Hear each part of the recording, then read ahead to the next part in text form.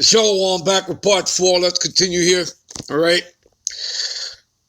And I looked, and lo, a lamb, that's Yahushua, the Mashiach, all right, stood on Mount Zion, and with him 144,000, right? All men, 12,000 from each of the 12 tribes are going to be the governing bodies to the kingdom, having his father's name, which is Yahweh, written in their foreheads. You see that?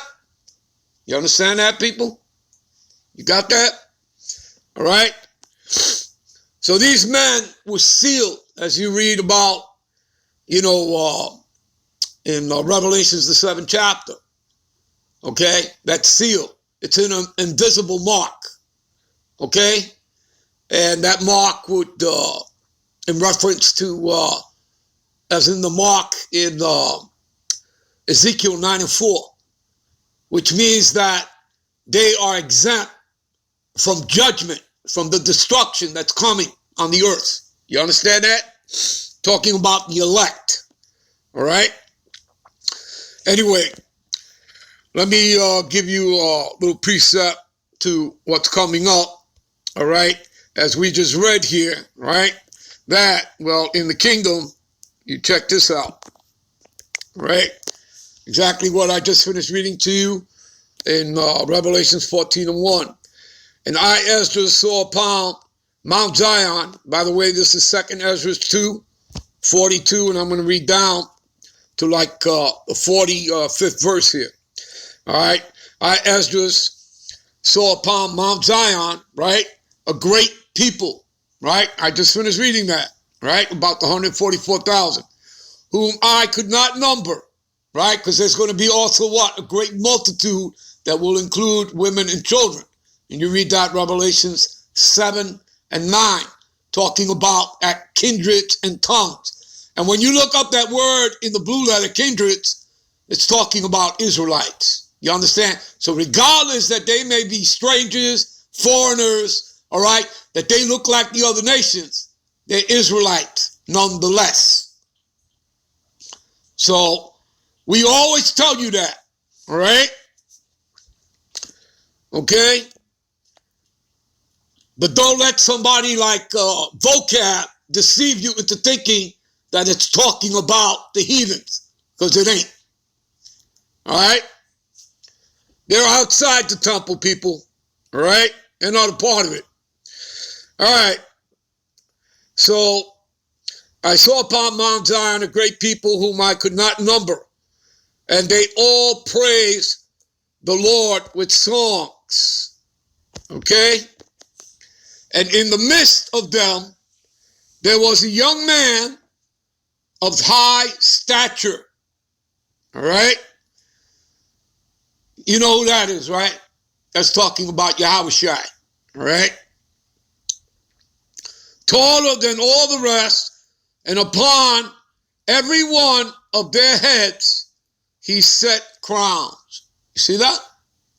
And again, people, there are many precepts we can take you to where the Lord speaks about that. All right? About the Israelites, all right, the elect receiving crowns. Okay? And was more exalted, right? Yahushua was more exalted, which I marveled at greatly. Okay? He was more exalted than we are, and he should be, because he died for the nation of Israel. Okay? He died for his people. All right? He didn't die for the world. Okay? So you people want to go ahead and believe in deceptions and lies, then, you're not a part of this. All right? So I asked the angel and said, Sir, what are these? And he answered and said unto me, These be they that have put off the mortal clothing, that's talking about the mortal body, you put it off, and have put on the immortal body, immortality, that's what you put on. And again, you read about this stuff over there in 1 Corinthians, the 15th chapter. You can start at verse 49 and read on down. All right?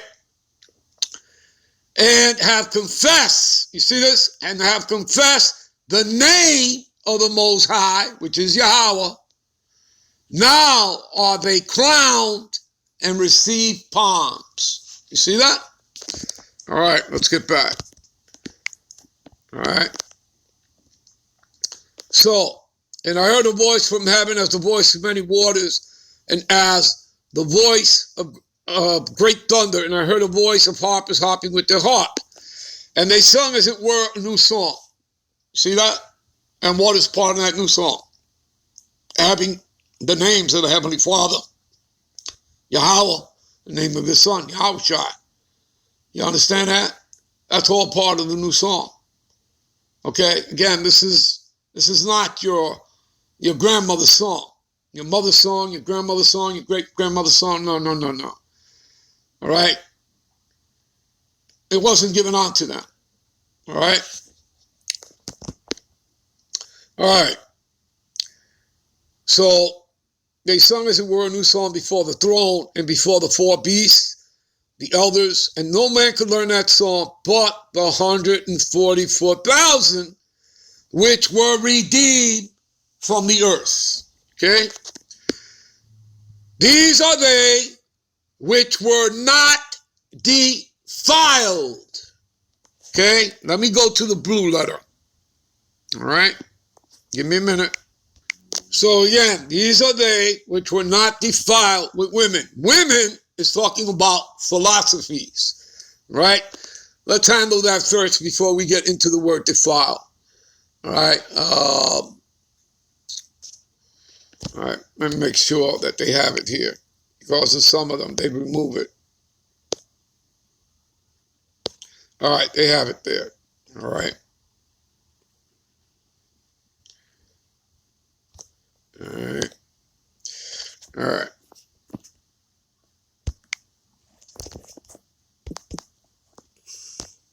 Okay, so these are they which were not defiled with women, meaning philosophies, people. Okay, and let me give you an example of that. Let's go to Colossians 2 and 8. All right. Go to Colossians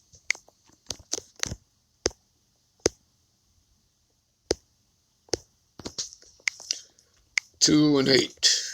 All right. What does it say here? Beware lest any man spoil you through philosophies. Like what? Like Kemet. Okay? You understand? Egyptology. You understand? You're not Africans. You're not Hamites. Okay? You go into the Zandavan Bible Dictionary under Ham, and it tells you who, all right, the sons of Ham were. Okay? But not the Negroes. It'll tell you that. Why? Because you're the Israelite. You come from Shem. Okay? And what am I talking about? Noah had 3 sons. Japheth, Shem, and Ham. Okay? And the Israelites come from Shem. Okay? As well as there are a total of actually 8 tribes that come from Shem. Okay? The Edomites do, obviously, because he's the elder twin brother of Jacob. Okay? We know that the Anamites, who are the Japanese, do. We know that the Moabites do, the Chinese. All right? The Ishmaelites, the Arabs, also are from Shem. Do you understand, people? Okay? All right? So, anyway. Beware lest any man spoil you through his philosophy and vain deceit, which is a part of their strongholds, deceptions and lies. Okay? All right? So you should have nothing to do with that. After the tradition of men, see that being in the world. This world is ending. This world is in darkness and wickedness. You understand? And the Lord's bringing down the curtain. All right? See, after the tradition of men, after the rudiments of the world, and not after the Hamashiach, okay? Not after the Messiah. And the elect they're going to follow the Messiah wherever he goes. You understand that? So nobody, as it reads in the scriptures, all right, as you read in Matthew's, and I'm sure, with the other brothers as well, the other gospels, all right, no one's going to pluck these men from the Most High's hands. You understand that? Who gave them on to Yahushua, all right? No one's going to pluck them from thy hand. All right. Let me give you a precept to that. Give me a minute. All right, we're just going to finish up here, and then I'm going to take you to close out in Ephesians. So I'll give you the precept when I go over there. Let's just finish this up here. So these are they which will not defile with women, meaning philosophies, all right, for they are virgins, okay? And these would be the wise virgins, all right? Like you read in Matthew's, the 25th chapter, the 10 virgins, 5 were wise and 5 were unwise. Well, these were the wise ones that went on to the marriage with Yahushua.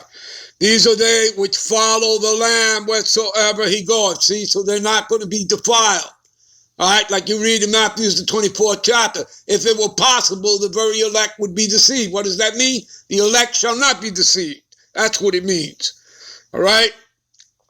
These were redeemed from among men, being the first fruits. You know what that gets into? These were the first spirits ever created before the foundation of the world. In other words, before the world began. Because that's when, you first came into contact with the Lord, when he created you as a spirit. All right? Being the first fruits unto the Most High and to the Lamb. There you go. And in their mouth was found no guile, okay? No fault. You understand that? For they are without fault before the throne of the Most High. All right, let's quickly jump over there to Ephesians so we can close out. All right, this is Ephesians 4 and 4. There is one body and one spirit, even as ye are called in one hope of your calling. All right, let me give you a quick precept, what we mean by that, so you have further understanding. This is Philippians 1 and 27. Let your conversation be, becometh the gospel of Yahushua the Mashiach, that whether I come and see you or else be absent, that I may hear of your affairs, and that ye stand fast. See that? Stand fast, hold your ground, in one spirit, with one mind, striving together for the faith of the gospel. If you're another one, give me a minute. Philippians 2 and 2, fulfill ye my joy, that ye be like-minded, having the same love, being one accord and of one mind. You see that? Always got to remember there's one body, people. You understand? Okay, and the apex of that body is Yahushua. Give me a minute. Let's further prove that point. Okay, one Lord, one faith, one baptism, see? And one doctrine, people, regardless that it doesn't say it there. One God, the Father, Yahweh of all, who is above all and through all and in all. But unto every one of us is given grace according to the measure of the gift of Yahushua. Wherefore he saith, when he ascended up on high, he led captivity captive and gave gifts unto men, such as these that we have this truth, wisdom, knowledge, and understanding. All right, I'm just going to jump here. And he gave some apostles and some prophets and some evangelists and some pastors and teachers.